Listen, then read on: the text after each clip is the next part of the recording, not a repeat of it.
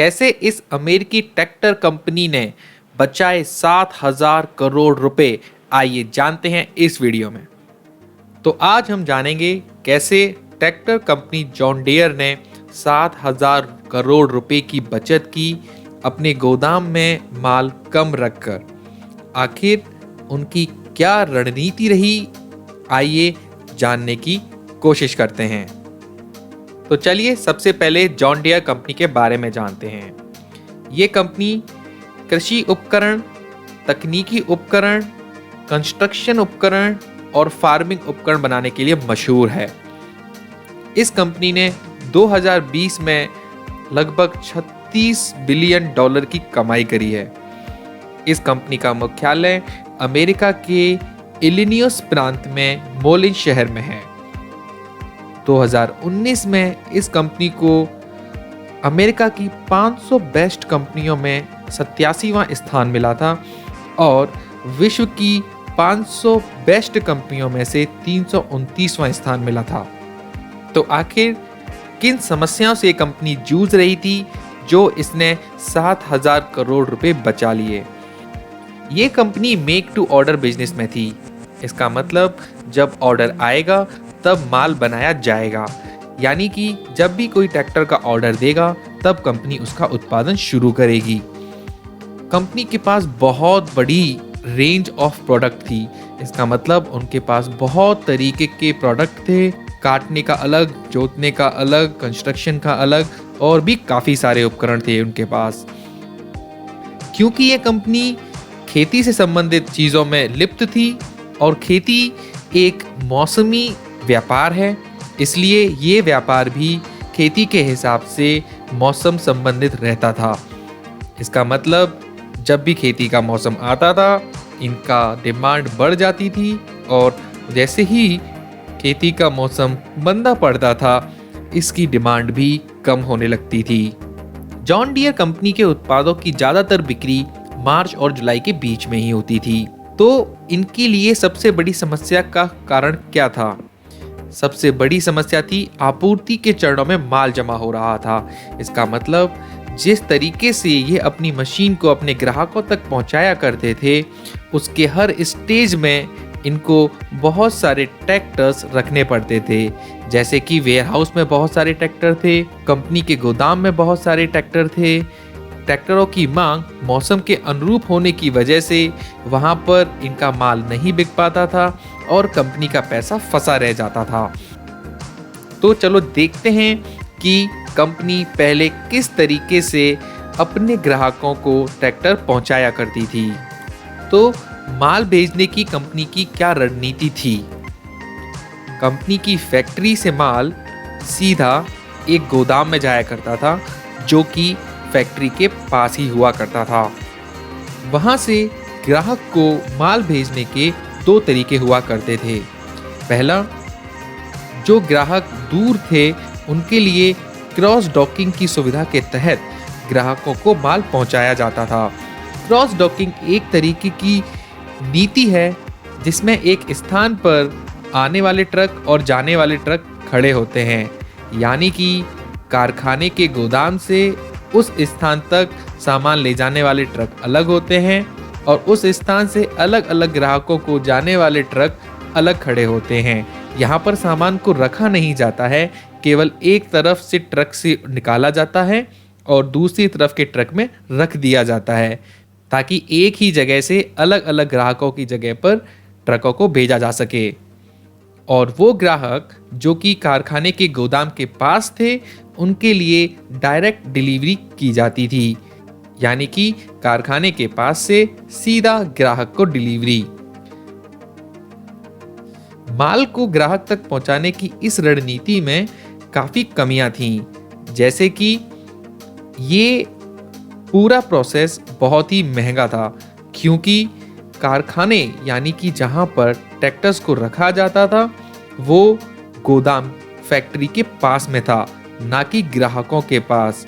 तो गोदाम से ग्राहकों तक डिलीवर करने में बहुत दूरी होती थी, जिसके लिए ट्रांसपोर्टेशन कॉस्ट बहुत ज़्यादा लगता था। दूसरा, गोदाम कम होने की वजह से वहाँ पर ही सारा का सारा ट्रैक्टर और माल रखा जाता था कि वहां के गोदाम मांग के हिसाब से ओवरलोड हो जाया करते थे। इसका मतलब जब भी मांग बढ़ती थी तो ग्राहकों को ट्रैक्टर मिलने में देरी होती थी, क्योंकि गोदाम का ऑफिस स्टाफ इतने सारे ऑर्डर को प्रोसेस कर ही नहीं पाता था। इस समस्या से निपटने के लिए कंपनी ने निर्णय लिया कि वो 4 साल के भीतर कम से कम 10% अपने माल में कमी लाना चाहेंगे और इसके लिए उन्होंने एक प्रोग्राम शुरू किया। कंपनी ने अपने माल भेजने की रणनीति में बदलाव किया। उन्होंने अपने सप्लाई चेन नेटवर्क को एक नया स्वरूप दिया। सबसे पहले उन्होंने मर्ज केंद्र बनाना शुरू किया। ये मर्ज केंद्र एक वितरण की पद्धति है जिसमें विभिन्न स्थानों पर उत्पन्न होने वाले सामान को विक्रेता से अलग अलग शिपमेंट में लिया जाता है और उसे अंतिम ग्राहक तक एक मुश्त शिपमेंट में भेज दिया जाता है। ऐसा करने से सप्लाई चेन में गोदामों की आवश्यकता कम हो जाती है और ग्राहक को अपना पूरा ऑर्डर सही वक्त पर और पूरी क्वांटिटी में मिलता है। दूसरा, क्रॉस डॉक टर्मिनल स्थान का अनुकूलन। कंपनी ने क्रॉस डॉकिंग स्टेशंस को उन जगह पर बनाया जो ज़्यादा से ज़्यादा कस्टमर को सेवा दे सकें। यानी कि वेयर हाउस से काफ़ी सारे ट्रैक्टर को उठा के एक जगह लाया गया, वो जगह जो ज़्यादा से ज़्यादा कस्टमर के पास हो, ताकि ज़्यादा कस्टमर को एक ही लोकेशन से सेटिस्फाई किया जा सके। तीसरा, शिपमेंट का एकत्रीकरण। इसका मतलब अगर कहीं से 5 से 6 अलग अलग लोगों के ऑर्डर आए हैं तो सबको एक ऑर्डर बना के एक साथ एक जगह भेजा जाए, वहां से अलग अलग आदमी को अलग अलग ऑर्डर दे दिया जाए। इससे किराया बचता है और ट्रांसपोर्टेशन कॉस्ट में भी कमी आती है। थर्ड पार्टी लॉजिस्टिक वितरण कंपनी का उपयोग। कंपनी ने थर्ड पार्टी लॉजिस्टिक कंपनी का प्रयोग अपने सामान को अपने ग्राहक तक कम लागत में और सही समय तक पहुंचाने के लिए उपयोग किया। ये कंपनियां अपने डिलीवरी में एक्सपर्ट होती हैं।